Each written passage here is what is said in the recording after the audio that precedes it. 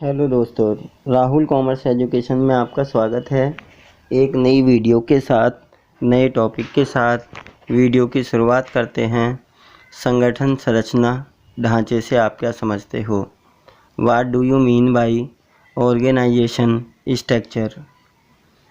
संगठन संरचना ढांचे का अर्थ। Meaning of organisational structure. किसी संस्था में कार्य कर रहे सभी व्यक्तियों के बीच आपस में संबंध स्थापित करना ही संगठन ढांचा कहलाता है। संगठन की संरचना संगठन के स्वरूप पर निर्भर करती है। संगठन का सीमित स्वरूप होने पर सीमित ढांचे का प्रयोग किया जाता है, जबकि बड़ा स्वरूप होने पर विस्तृत ढांचे का प्रयोग किया जाता है।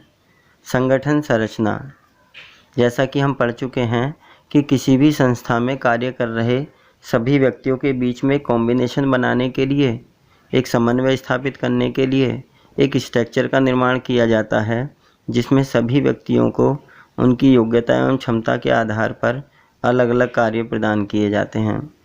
और यह स्वरूप व्यापार की प्रकृति पर निर्भर करता है। यदि हम छोटे व्यापारी की बात करें तो छोटे व्यापार में छोटी मात्रा में स्वरूप का निर्धारण किया जाता है, जबकि एक बड़े व्यापार में इसी का विस्तृत रूप देखने को मिलता है।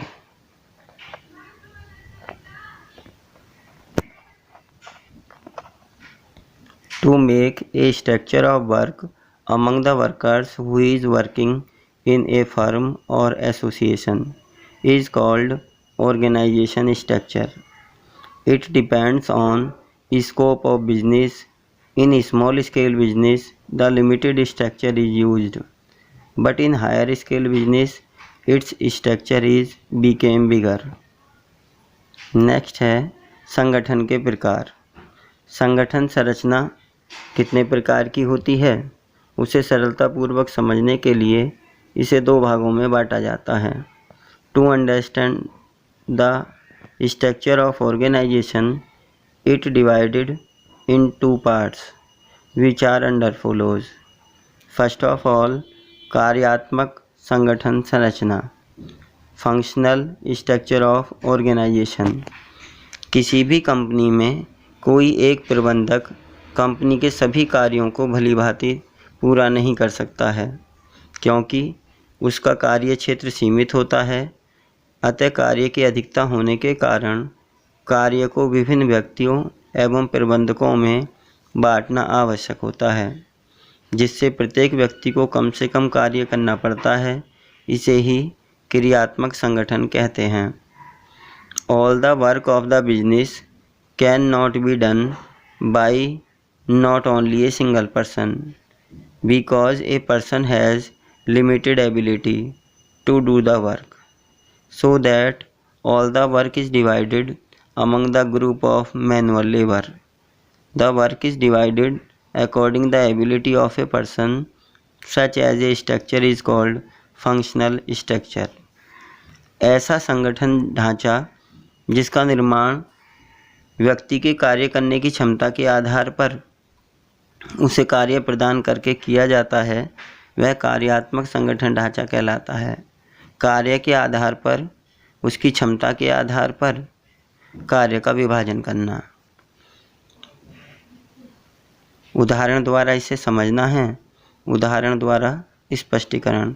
फॉर एग्जाम्पल, एक प्रबंध संचालक को अनेक कार्य करने होते हैं, जैसे वित्त की व्यवस्था करना, कर्मचारियों पर नियंत्रण करना, माल का क्रय करना, माल का उत्पादन कराना, माल का विक्रय करना आदि सभी कार्यों को केवल एक व्यक्ति द्वारा पूरा नहीं किया जा सकता है।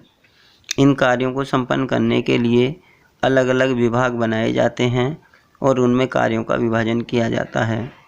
The director manager have to do many works. इसे थोड़ा सा करेक्शन में डालना है, ये वर्ड्स ना होके वर्क्स है। Many works in the business, but it is not eligible to do all the work which is done in the business. To do the work in easy way, it divided on the basis of work. For example, sales management is done by sales manager. Production management is done by production manager. Next types है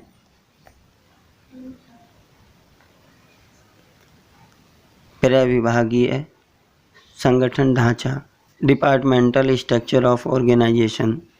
विस्तृत संगठन को प्रशासन द्वारा प्रदान की जाने वाली सुविधाओं की दृष्टि से उसे छोटी छोटी इकाइयों में विभाजित किया जाता है तथा उनका संचालन किया जाता है।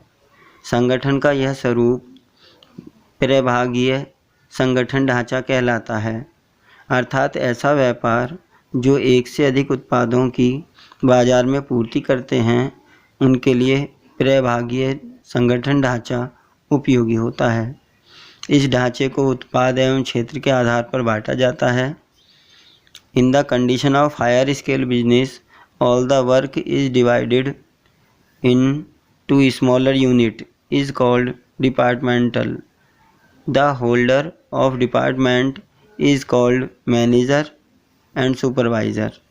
This system is applied in such as a business in which many products are produced.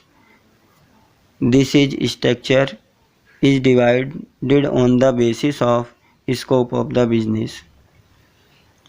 तो आज की वीडियो में इतना ही। नेक्स्ट वीडियो में हम संगठन के उद्देश्य एवं महत्व के बारे में पढ़ेंगे और समझेंगे। दोस्तों, यदि आपको मेरा प्रयास अच्छा लगा हो तो ऐसी वीडियो आगे देखने के लिए चैनल को सब्सक्राइब करें, वीडियो को लाइक करें तथा अपने दोस्तों में ज़्यादा से ज़्यादा शेयर करें ताकि वे भी भविष्य में इसका लाभ अधिक से अधिक उठा सकें। धन्यवाद।